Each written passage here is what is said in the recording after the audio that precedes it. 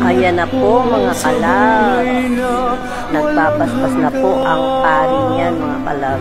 Yan po talaga ang pinakang-importante na dahilan na pinuntahan po mga kalab. Ang pagbabasbas po ng pari after ng misa mga kalab. Diyan na po mararamdaman po talaga mga kalab sa totoong presensya ng Panginoong Jesus na papasok po sa iyo.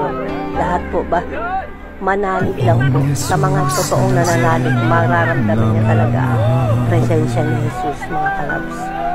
Katulad ko na sobra talaga ang pananalig po kay Jesus. Kaya yan po ang aking ginagawa taon-taon mga kalabs. Mamanata tuwing piyesta ng Poong Nazareno. Tuwang-tuwa kami dyan lahat mga kalabs. Lahat kami dyan talagang solid ang pagka-faith kay Jesus mga kalabs.